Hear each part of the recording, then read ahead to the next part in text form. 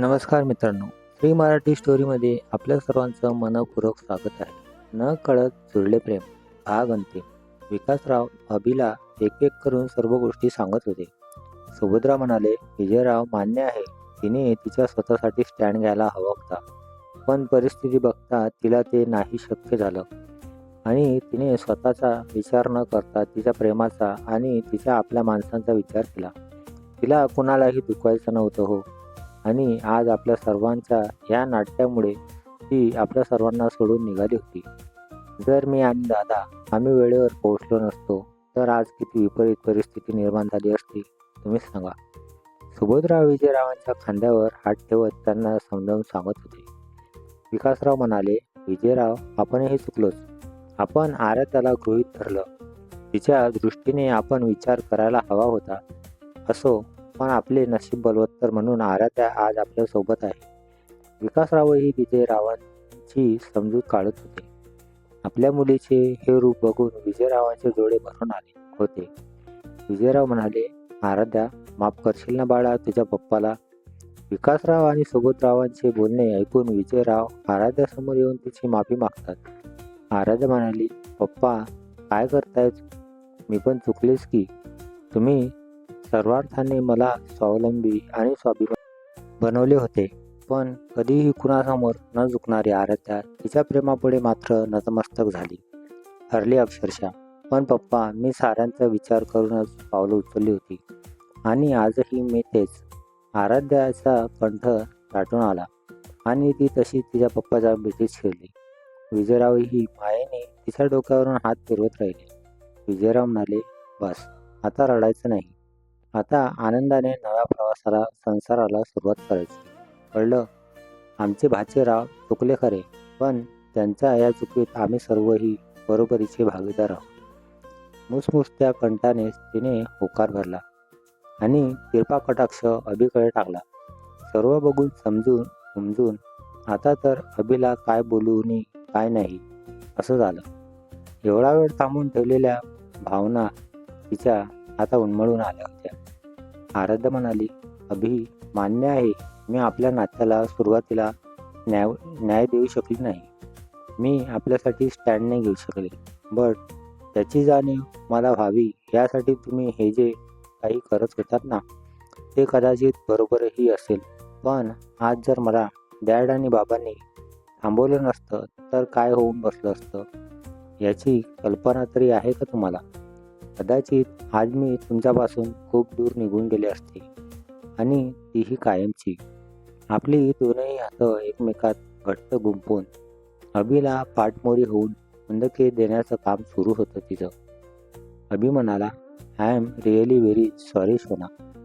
त्याला पाठमोऱ्या तिच्या खांद्यावर हात ठेवून तो म्हणाला. आराध्या म्हणाली, नो, मी अजिबात माफ करणार नाही तुम्हाला.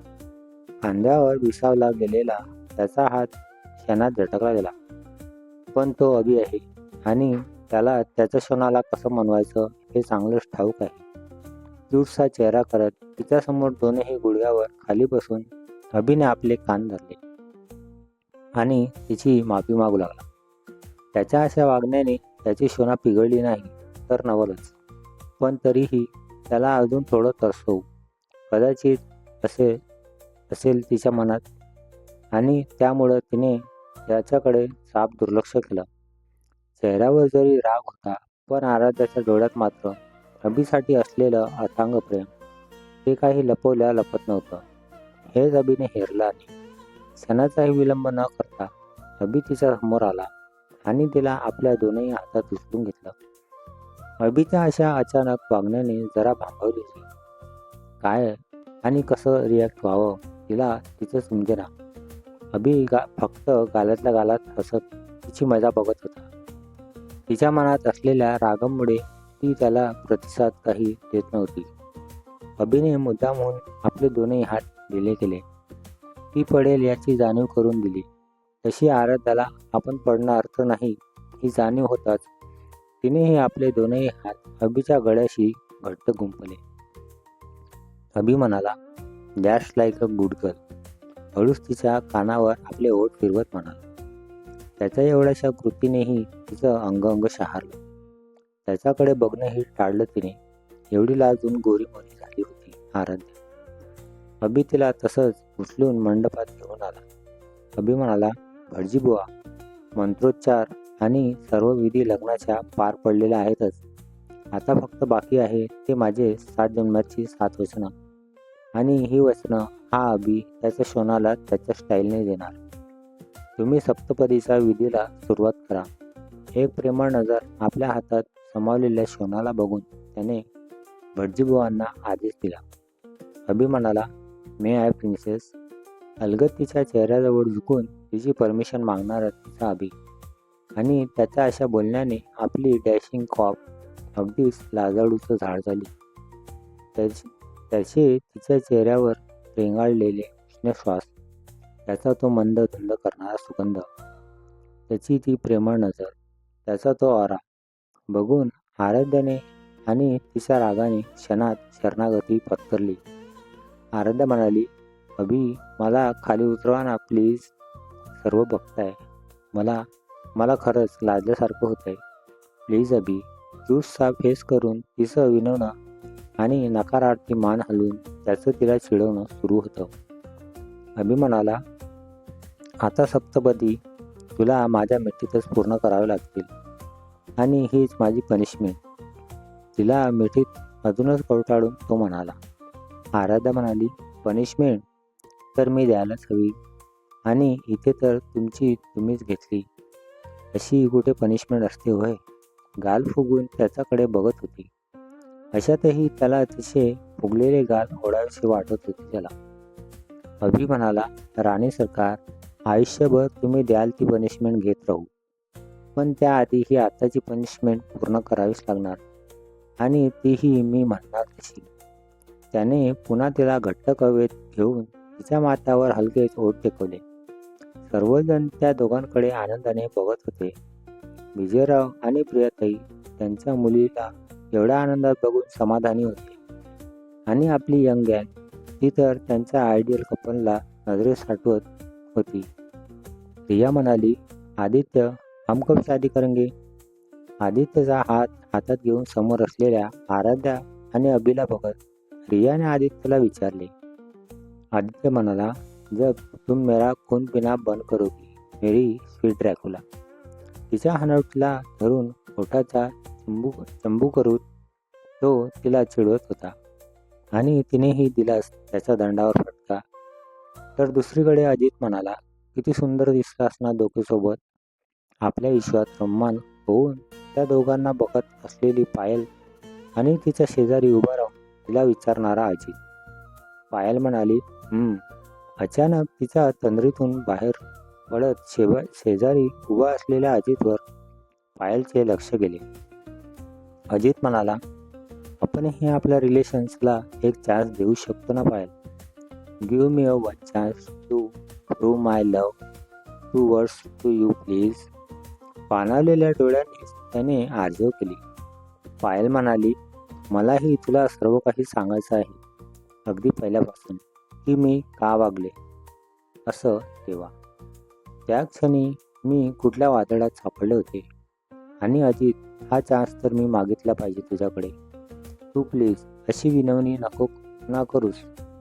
मी दिलेल्या त्रासापुढे तू मला जे काही बोललास ते एकदम क्षुल्लक आहे. तिनेही त्याच्या डोळ्यातील आसवांना आपल्या डोळ्यातील आसवांनी उत्तर दिले. अजित म्हणाला, सो आता हे आसू पुन्हा या डोळ्यात यायला नको. आता या सुंदर चेहऱ्यावर फक्त स्माईल हवी मला. हळूच पायलचा हात आपल्या हातात घेत समोरचे दृश्य डोळ्यात साठवणारा अजित आणि त्याच्या त्या सौम्य स्पर्शाने लाजरी बुजरी झाली जराशी घाबरलेली पायल. सप्तपदी सुरू झाले. भटजींच्या मंत्रोच्चारासोबत अभि तिला देत असलेली 7 वचनं, तीही पुढच्या 7 जन्मासाठी. खरं तर 7 नव्हे, तर जन्मोजन्मी फक्त त्याची शोना त्याच्यासोबत असावी यासाठी. पहिला फेरा. आदर. अभि म्हणाला, अग्नीच्या पवित्र्याने, लहान ज्ञानच्या प्रेमाने, थोरा मोठ्यांच्या आशीर्वादाने आणि तुझ्यावर असलेल्या माझ्या प्रेमाच्या साक्षीने मी वचन देतो की तुझ्या विचारांचा, तुझ्या मतांचा आणि तुझ्या प्रेमाचा नेहमीच आदर करेन. तुझ्या सन्मानाला ठेच पोहोचेल असं कधीही वागणार नाही. दुसरा फेरा, विश्वास. अभि म्हणाला, मी वचन देतो की तुझा माझ्यावर असलेला विश्वास त्याला कधीही तडा जाऊ देणार नाही आणि माझा तुझ्यावर असलेला विश्वास कधीच डळमळू देणार नाही. तिसरा फेरा, स्वातंत्र्य. अभि म्हणाला, मी वचन देतो की तुला आणि तुझ्या विचारांना उंच भरारी घेण्यासाठी माझ्याकडून पूर्ण स्वातंत्र्य असेल. तुझं स्वतंत्र असं अस्तित्व निर्माण व्हावं यासाठी कायम तुला माझा पाठिंबा असेल. चौथा फेरा, प्राधान्य आणि समानता. अभि म्हणाला, मी वचन देतो की माझ्या आयुष्यात माझ्या पालकानंतर नेहमीच तुला प्राधान्य असेल, परंतु या आयुष्यातील माझ्या प्रत्येक निर्णयास ठोस मत ठेवण्याचे प्राधान्य तुला सर्वात आधी असेल. माझ्या सर्व गोष्टींवर, अगदी माझ्या माणसांपासून ते माझ्या संपत्तीत ही तुझा समान अधिकार असेल. पाचवा फेरा, काळजी. अभि म्हणाला, मी वचन देतो की जगाच्या कानाकोपऱ्यात कुठेही आणि कशाही परिस्थितीत का असना तुझी व आपल्या कुटुंबाची सतत काळजी घे आणि संकटसमयी अगदी सावलीसारखा तुम्हा सर्वांच्या पाठीशी असेल. खास करून तुझ्या, कारण तू माझ्या घराचा दीपस्तंभ बनून माझ्या आयुष्यात येणार आहेस आणि हा दीपस्तंभ मी कायम उज्ज्वल ठेवेल. सहावा फेरा, पारदर्शकता. अभि म्हणाला, मी वचन देतो की आपले नाते पाण्यासम नितळ आणि पाऱ्यासम पारदर्शक असेल. सातवा फेरा, प्रेम आणि निष्ठा. अभि म्हणाला, मी वचन देतो की आपल्या नात्यात असलेले प्रेम आणि एकमेकांप्रती असणारी एकनिष्ठता कधीही कमी होणार नाही. त्या सागरासमोर असलेले माझे प्रेम अथांग आहे आणि ते सुद्धा क्षितिजाच्याही पलीकडे. अभि म्हणाला, I love you, I love you beyond the limits. ही सातही वचनं अगदी शेवटच्या श्वासापर्यंत निभावेल. सारे देखत वचन देतो. अभिचे तिच्या डोळ्यात बघून बोलतो आणि मग सर्वांचा एकच जल्लोष होतो. तिच्या माथ्यावर पुन्हा एकदा ओठ टेकवत अभिने तिला आपल्या मजबूत बाजूंच्या विडख्यातून मुक्त केले. नंतर विधिवत कन्यादान आणि अन्नदान पार पाडत एक विलक्षण विवाह सोहळ्याची सांगता झाली. 2 महिन्यानंतर स्थळ हॉटेल लव्हर्स पॉइंट, शिमला. अभि म्हणाला, गुड मॉर्निंग सोना. तिच्या चेहऱ्यावर आलेली अवखळ अशी बट, अलगद कानामागे सारणारा तिचा अभि आणि त्याच्या प्रेमळ, मजबूत आणि सुरक्षित बाहुपाशात स्वतःला पूर्णपणे विसरून निवांत पडलेली त्याची शोना. आराध्या म्हणाली, गुड मॉर्निंग. एका खुशीवर वळत अभिला अजूनही बिलगली त्याची शोना. अभि म्हणाला, गुड बाबा आता. Already it's 11 o'clock. अभि हळूच तिच्या माउशार रेशमी केसातून आपली लांब सडक बोटं फिरवत म्हणाला. आराध्या म्हणाली, प्लीज ना अभि, झोपू द्या ना अजून जरा वेळ. आळसावलेली ती उठायच्या खूपच नाटक करत होती. अभि म्हणाला, ही अशी उठणार नाही. मनातल्या मनात पुटपुटत अभि तिला आपल्या बाहुपाशात उचलून घेत बाहेर गॅलरीत घेऊन आला. आराध्या म्हणाली, अभि, हे काय तुमची आवडती ॲक्टिव्हिटी आहे का? हे असं सारखं सारखं का उचलत असता मला तुम्ही? वैतागलेली आराध्या अभिच्या मजबूत बाहूवर अलगद एक सापट मारत बडबडत होती.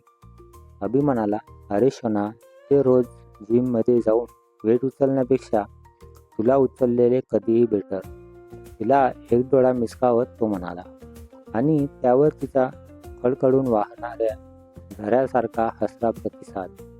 बाहेर असलेलं सुंदर बर्फाच्छादित असं पहाडी वातावरण आणि गॅलरीत झोपाळ्यावर एकमेकांच्या बहुत कैद असलेले अभि आणि आराध्या. आराध्या म्हणाली, अभि, आपण पुन्हा कधी येणार तिथे? दूरवर पसरलेल्या अंगावर सफेद बर्फाची शाल पांघरलेला घनदाट असा नयनरम्य निसर्ग बघतच आराध्या अभिला विचारत होती. अभि म्हणाला, येणार तर मग, नक्की येणार. आराध्या म्हणाली, पण कधी? आराध्याचा निरागस प्रश्न. जेव्हा आपल्या सेकंड हनीमून आपल्या मनावर घेऊ तेव्हा. तिच्या डोक्याला हलकेच आपले डोके टेकवत अभि म्हणाला. आराध्याने लाजतच तिची मान खाली झुकवली. आणि इथेच आपल्या आराध्या आणि अभिची न कळत जुळली प्रेमाची हॅपी एंडिंग. लवकरच नवीन प्रेम कहाणीसोबत नक्की भेटू. आपण दिलेल्या उत्स्फूर्त प्रतिसादबद्दल धन्यवाद. ही कथा कशी वाटली नक्की कळवा. व्हिडिओ आवडल्यास लाईक करा, शेअर करा. नवीन असाल तर चॅनलला सबस्क्राईब करा. धन्यवाद.